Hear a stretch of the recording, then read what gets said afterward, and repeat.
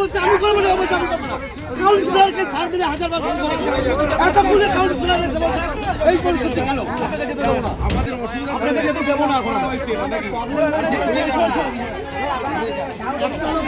একজনকে কোলা করে নিয়ে যেতে হয়েছে হাসপাতালে, একটা ভ্যান ঢুকতে না রিক্সা আসতে গেল। মিস্ত্রিও বলেছে সুপারভাইজার না, সুপারভাইজার আর মিস্ত্রি আলাদা আছে। আচ্ছা মিস্ত্রি হলো, সুপারভাইজার মিস্ত্রি হবে, সুপারভাইজার কে মিস্ত্রি হলো। ও বলেছে ফোন নাম্বার দেওয়া যাবে না। আমি কবে থেকে বলছি শোন, কবে থেকে মিস্ত্রিকে মিস্ত্রি আর সুপারভাইজার অনেক টাকা দেবো। আচ্ছা হলো সাংবাদিক সুপারভাইজার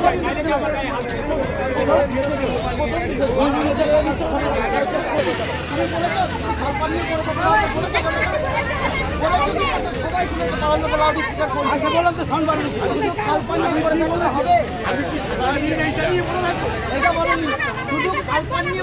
সকালে বন্ধ করেছে।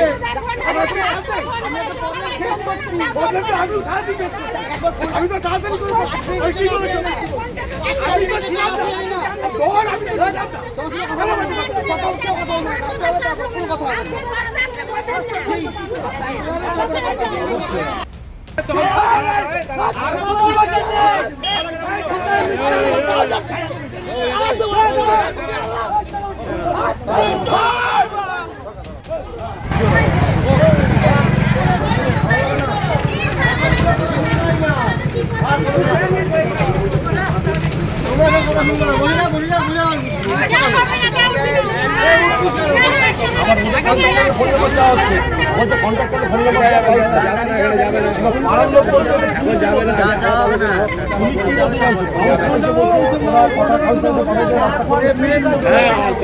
এতক্ষণ সময় নেই।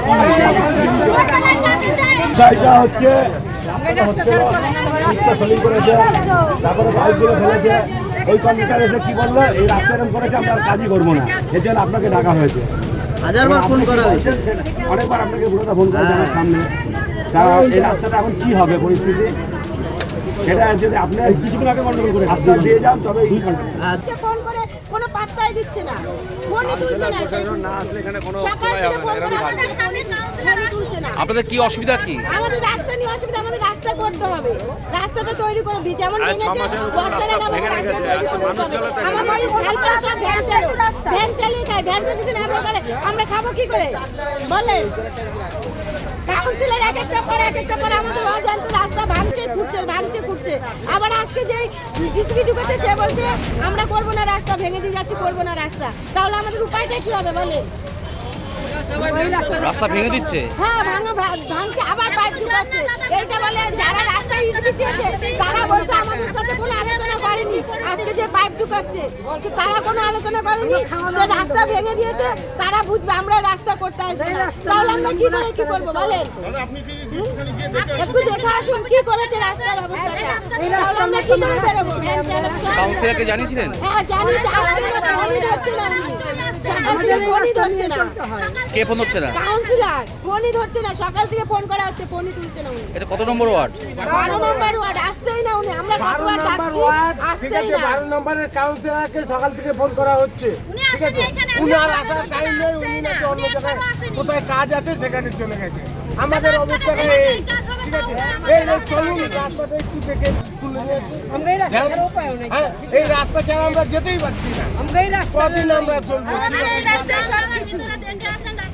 এবার নাম কি আপনার নাম? পৃথিবীর 3 ভাগ জল 1 ভাগ স্থল, তাই পানীয় জলের অভাব নেই। কিন্তু বিশুদ্ধ পানীয় জল একটাই, বৃষ্টি অ্যাকোয়া। প্রতি ফোঁটায় আনে তৃপ্তি, মেটায় তেষ্টা। বৃষ্টি অ্যাকোয়া, বিশুদ্ধ পানীয় জল। নমস্কার, দেখছেন নতুন বাংলা নিউজ পপুলার, আর আমি উজ্জ্বল সরকার। প্রায় 2.5 ঘন্টা পর শেষমেশ পুলিশের আশ্বাসে অবরোধ উঠল চাকদা 12 নম্বর ওয়ার্ডের ঘুগিয়া খালদার পাড়ায়। দেখুন, আজ বিকেল 4টে সাড়ে 4টে নাগাদ এলাকার মানুষ স্থানীয়রা ক্ষোভে রাস্তায় দাঁড়িয়ে অবরোধ করেন এবং যে মূল রাস্তা রাজ্য সড়ক একদম রানাঘাট থেকে কল্যাণী যাওয়ার যে মূল রাজ্য সড়ক, সেই রাজ্য সড়ক অবরোধ করে প্রায় 2.5 ঘন্টা তারা অবরোধ করেন। তাদের অভিযোগ যে দীর্ঘ 2 মাস ধরে তাদের এলাকা দিয়ে খালদারের তাদের মূল রাস্তায় সোয়ারেজের কাজের জন্য সেই রাস্তায় মাটি খোঁড়া হয়েছিল এবং দীর্ঘদিন প্রায় 2 মাস তারা বিভিন্ন যন্ত্রণা সহ্য করেও চলাচল করছিল উন্নয়নের স্বার্থে। কিন্তু 2 মাস পর বিগত কয়েকদিন আগে সেই রাস্তায় ইটের স্ল্যাব করে সেই রাস্তাটা মেরামত করে নতুন রাস্তা হওয়ার দিকে তৈরি করছিল স্থানীয় এক ঠিকাদার সংস্থা। কিন্তু অভিযোগ যে আজ সকালে ফের একটি জেসিপি ঢোকে সেখানে যে রাস্তাটা তৈরি হচ্ছিল সেই রাস্তার মাঝখান দিয়ে জেসিপি দিয়ে গর্ত করে মাটি খোঁড়া হয় এবং সেই মাটি খোঁড়ার পরেই এলাকার স্থানীয়রা তারা কিন্তু সেই যে ঠিকাদার সংস্থা মাটি খুঁড়ছিল তাদেরকে জিজ্ঞাসা করে কেন এই রাস্তা সবে তৈরি হচ্ছে, সেই রাস্তার মাঝখান দিয়ে মাটি খুঁড়ছেন। তার পরিবর্তে কিন্তু সেই ঠিকাদার সংস্থা বলে যে তারা জলের পাইপলাইনের কাজ করতে এসছে। তখন কিন্তু স্থানীয়রা বলে যে রাস্তা কেটে আপনি পাইপলাইনের কাজ করছেন, কিন্তু রাস্তাটা ঠিক করবে কে? তারপরে কিন্তু 2 ঠিকাদারদের সঙ্গে ঝগড়া হয় এবং এক ঠিকাদার আরেক ঠিকাদারকে দায় চাপিয়ে দেয় বলেই এলাকার মানুষের অভিযোগ। এবং এলাকার মানুষের অভিযোগ তারা দীর্ঘক্ষণ ধরে স্থানীয় 12 নম্বর ওয়ার্ডের কাউন্সিলর তিমির সরকারকে ফোন করেন এবং ফোনে সেরকম রেসপন্স না পাওয়ায় শেষমেশ তারা এলাকার স্থানীয় মানুষরা তারা কিন্তু রাস্তায় রীতিমতো বাঁশ লাঠি ফেলে রাস্তায় বসে অবরোধ শুরু করেন। বিকেল 4টে থেকে সেই অবরোধ শুরু হয়। 4:30 প্রায় 4:45টায় খবর পেয়ে ঘটনাস্থলে পৌঁছান 12 নম্বর ওয়ার্ডের কাউন্সিলর তিমির সরকার এবং কাউন্সিলরকে কাছে পেয়ে কার্যত ক্ষোভে ফেটে পড়েন এলাকার মানুষ। তারা একটাই প্রশ্ন করেন যে সকাল থেকে আপনি কোথায় ছিলেন, আপনাকে বারবার ফোন করলেও আপনি কেন ফোন ধরছিলেন না? অন্যদিকে কাউন্সিলর দাবি করেন যে আমি প্রতিদিনই এইখানে সকাল বিকেল 2 বেলা করে আসি, পাশাপাশি আমি এই যে আপনার খালধারপাড়া ডেভেলপমেন্টের জন্য পরপর 3টি প্রকল্প এখানে ঢুকিয়েছি। ঠিকাদারদের সংস্থার কোনো সমস্যার কারণে আজ হয়তো মানুষ এরকম ক্ষেপে রাস্তায় বসে পড়েছে। দেখুন, পাল্টা এলাকার মানুষ দাবি করেন যে দীর্ঘদিন ধরে তারা বিভিন্ন যন্ত্রণার মধ্যে দিয়ে যাচ্ছেন। আবার যদি রাস্তা কেটে দেওয়া হয় এই বৃষ্টি হলে সেই রাস্তা দিয়ে তো যাতায়াত করা অসম্ভব। তার পরিবর্তে কিন্তু কাউন্সিলর বিভিন্নভাবে তাকে বোঝাতে চায় মানুষদের, কিন্তু মানুষরা কিন্তু কাউন্সিলরের কাছে ক্ষোভে ফেটে পড়ে। ঠিক 2.5 ঘন্টা পরে ঘটনাস্থলে পৌঁছায় চাকদা থানা পুলিশ প্রশাসন এবং পৌঁছানোর পর পুলিশের আশ্বাসে শেষমেশ গ্রামের মানুষ কিন্তু অবরোধ তুলে নেয়। কিন্তু তারা কিন্তু আবারও জানায় যে যদি এই রাস্তা খননের পরে রাস্তা ঠিক না হয় তাহলে কিন্তু ফের তারা অবরোধে নামবে। দেখুন, রাস্তা জুড়ে চাকদা শহর জুড়ে বিভিন্ন জায়গায় দেখা যাচ্ছে যে রাস্তা খুঁড়ে ফেলা হচ্ছে এবং রাস্তা খুঁড়ে ফেলার পরেই সেটা ধর্মের নামে ছেড়ে দেওয়া হচ্ছে। যেমন আজ 12 নম্বর ওয়ার্ডে দেখছেন, চাকদা পৌরসভা 2 নম্বর ওয়ার্ডেও একটি রাস্তা রয়েছে যেগুলো দীর্ঘদিন খোঁড়া রয়েছে। প্রায় 1.5 মাস ধরে রাস্তা খুঁড়ে রাস্তার মাটিগুলো রাস্তায় ফেলা রয়েছে এবং তাতে মানুষের যাতায়াত করতে অসুবিধা হচ্ছে। আর সমস্ত ক্ষোভের বহিঃপ্রকাশ কিন্তু আজ দেখলো চাকদা শহরের 12 নম্বর ওয়ার্ডের মানুষ। সরাসরি সেই ছবি তুলে ধরছি যে কাউন্সিলর পৌঁছাতেই ক্ষোভে কিন্তু একদম ফেটে পড়ছে এলাকার মানুষ এবং কাউন্সিলর এবং এলাকার মানুষ কি বলছে সরাসরি দেখুন নতুন বাংলা নিউজ পপুলারে।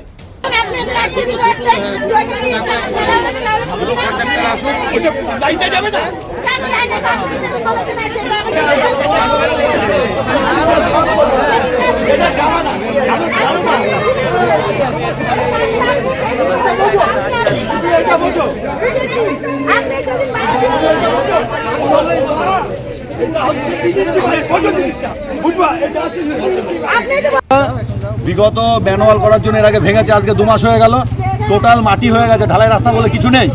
তো যাই হোক, এতদিন কোনো পৌরসভা থেকে পাইপলাইনের কাজ হলো না, আজকে সবে 3 দিন ধরে ইট পেতে সোলিংটা হয়েছে। অমনি ওরা জেসিপি নিয়ে এসে আমাদের সেই সোলিংটাকে নষ্ট করে পাইপটা বসাচ্ছে। এইবার বিষয়টা দাদা, বৃষ্টি হয়ে গেল, আমাদের এখানের বেশিরভাগ লোকই ভ্যান চালিয়ে আমরা খাই।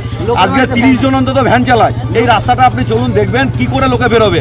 এদিকে সকাল থেকে কাউন্সিলরকে ফোন করা হয়েছে, কাউন্সিলর বলল যে আমি শুধু তোদের ওই খালধান নিয়ে পড়ে থাকলে হবে, এটাকে আমাদের প্রতিনিধি আমরা তাদেরকে জয়যুক্ত করেছি, তার মুখের এটা মানায় আমাদেরকে। না তা তো আরো এলাকা রয়েছে, ঠিক আপনাদের মূলত দাবি যে আগে জলের লাইনটা হোক, পরে রাস্তা হোক। ঠিক, কি নাম আপনার? কিন্তু আমার নাম প্রহ্লাদ শাহ, আমার এখানেই বাড়ি, স্থানীয় বাসিন্দা। কি জলের লাইন হচ্ছে? জলের লাইন হচ্ছে, মানে রাস্তাটা আগে হয়ে পরে আবার জলের লাইন হচ্ছে। তখন আমরা আজকে জিসিপি ঢুকলে আমরা জিজ্ঞেস করলাম যে তোমাদের এটা কে বলেছে? বলছে আমাদের কেউই বলেনি, আমাদের এটা কাজ। আমার যে কাজ মানে তাহলে এই যে ইটটা যে বিছানো হলো, তাহলে ইটটা আগে পরে বিছানো হতো, আপনাদের কাজটা করে দিতে। আকাশটার অবস্থা কি অবস্থা দেখতে পাচ্ছেন তো, তাহলে আমরা চলবো কি করে? বলছে আমরা সেটা জানি না, আমাদের যে কাজ আমরা করে বেরিয়ে যাবো। আমি বলছি তাহলে রাস্তাটা, তারপর যে রাস্তা সেলিং যে যারা কাজ করেছে তারাও এসে বলছে এগুলো কে করে গেল। আমার তো আপনার যে লোক, বলছে আমাদের এই লোক না। আমি বলছি কেন? বলছে আপনাদের কাউন্সিলরকে বলেন। আমি বলছি কাউন্সিলর উনি তো বললো না, বলছে আমাদের সাথে উনি কোনো কন্ট্যাক্টই করেনি যে আজকে আমাদের এখানে জলের লাইন ঢুকাবে। তাহলে আমাদেরকে আগে বারণ করতো, আমরা এই সিলিংটা করতাম না। তার আগে আমরা যে এক সপ্তাহ রেখে দিয়েছি তখনই কাজটা করে ফেলতো। এক সপ্তাহ ধরে রয়েছে, তাহলে এক সপ্তাহ ধরে পাইপটা হয়েছে, তখন করতে পারতো, তাহলে আজকে যে তখন আমরা পাইপটা কাজটা করলো না। কমপ্লিট করে এবং আজকে সকালে যখন ফোন করা হয়েছে তখন কাউন্সিলর বলছে শুধু কি আমরা 12 নম্বর ওয়ার্ডে তোমাদের এইটা নিয়ে থাকবো? উনি তো আমাদেরই প্রতিনিধি। বলছে আমরা কোনো রাস্তার কাজই করবো না, যত বড় বাপি আসুক আমরা কোনো রাস্তার কাজ করবো না, আমরা এই রাস্তা তৈরি করবো না। তখন আমরা দাঁড়িয়েছি যে রাস্তা করবো না, তাহলে আমরা এতগুলো মানুষ কোথায় যাবো? কি নাম আপনার? শিউলি পাল। এই আপনাদের এই এলাকাটার নাম কি? ভুগিয়া নেতাজি স্কুল, কাঠিবিরিজ। এটা কাঠিবিরিজ।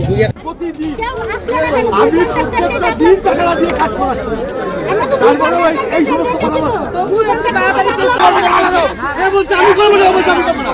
কাউন্সিলরকে সার দিলে 1000 বার ফোন করেছে, এতগুলো কাউন্সিলর এসে বলছে এই পরিস্থিতি কেন? আমাদের অসুবিধা আপনাদের যেতে দেবো না এখন। একজনকে কোলে করে নিয়ে যেতে হয়েছে হাসপাতালে, একটা ভ্যান ঢুকছে না, রিক্সা আসতে গেল। আপনি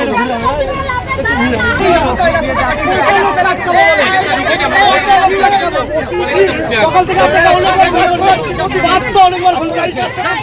আপনি যদি আসতেন এই পরিস্থিতি পাড়ার লোকে ফোন করছে,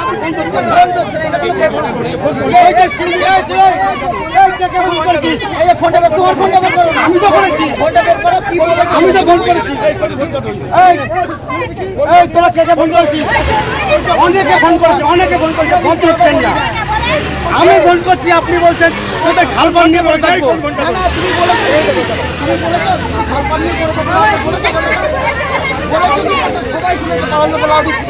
বললাম তো সংবাদ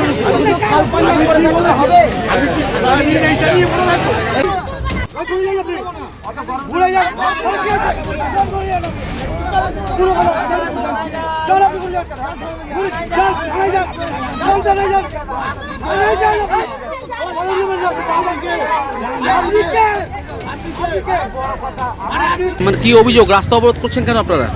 অভিযোগ বলতে আমাদের এই খালপাড়ে আগে পাকা ঢালাই রাস্তা ছিল, সেই ঢালাই রাস্তা ভেঙে জলের লাইনের রাস্তা একটা গেছে, রাস্তার মাঝখানে ম্যানুয়ালও করেছে। তা এইবার যারা এই রাস্তাটা ভেঙেছে তারা আবার নতুন করে পুনরায় ইট দিয়ে সোলিং করেছে, গোটা রাস্তা সোলিং করে আবার ঢালাই দেবে। তা ইতিমধ্যে সোলিং করা রাস্তা পুনরায় অন্য ডিপার্টমেন্ট, অন্য জলের লাইন এই রোডে ঢুকানোকালে জিসিবি ঢুকিয়েছে। সেই জিসিবি কী করেছে, যে রাস্তা যে করার জন্য যে ইটের সোলিং করেছে সেই সোলিংগুলো সব ভেঙে চুরে দিয়েছে। এবং আমাদের খালপাড়ে 2-4 জায়গায় গার্ডওয়াল আছে, সেই গার্ডওয়ালগুলো ভেঙে দিয়েছে, আজকে গার্ডওয়ালগুলো ভেঙে দিয়েছে। এছাড়াও এখানে কিছু বাড়িতে খালের এপারে যে বাড়িগুলো আছে তাদের পার্সোনাল পাইপ আছে, জলের পাইপ, যে বাড়ি থেকে রাস্তার মাঝখান দিয়ে চলে যাবে খালে, সেই পাইপগুলো ভেঙে দিয়েছে। তা যাই হোক, আমার বাড়িতে সবাই মিলে আসে, কিছু পাড়ার লোক আসে, আসাকালে আমি যে এদের যে হ্যাঁ বলুন, আপনি বলুন। আমার পাড়া থেকে আমার বাড়িতে 2-4 জন যায়, যাওয়ার পরে আমি বাড়ির থেকে বেরিয়ে এই রাস্তার যে কাজ হচ্ছিলো, যে জিসিবি চালাচ্ছিল, সেই জিসিবি ভাইকে বললাম তোমাদের এখানে সুপারভাইজার কে? তখন একটা বাচ্চা ছেলেকে দেখালো। সেই সুপারভাইজারকে বললাম যে ছোট ভাই তুমি তোমার কন্ট্রাক্টরের নাম্বারটা দাও, আমি তার সঙ্গে 2-4টে কথা বলবো। তা বলছে কি কথা বলবেন? কন্ট্রাক্টরের ফোন নাম্বার দেওয়ার রাইট আমাদের নেই, তার নাম্বার দিতে পারবে না।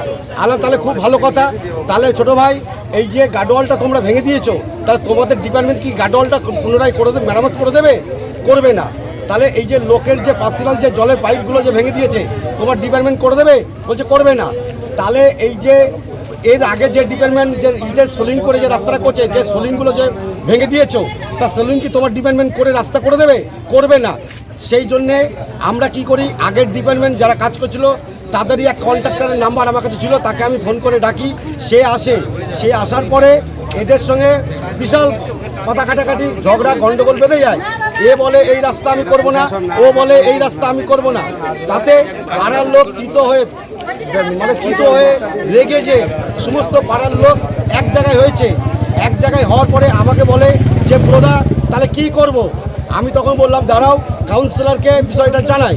আমাদের এই 12 নম্বর ওয়ার্ডের কাউন্সিলর তিমির সরকার মহাশয়কে আমি যখন ফোন করে জানাই যে দাদা পাড়াগত ব্যাপারে কাজটা বন্ধ রেখেছে, আপনি একটু এই জায়গাতে আসুন।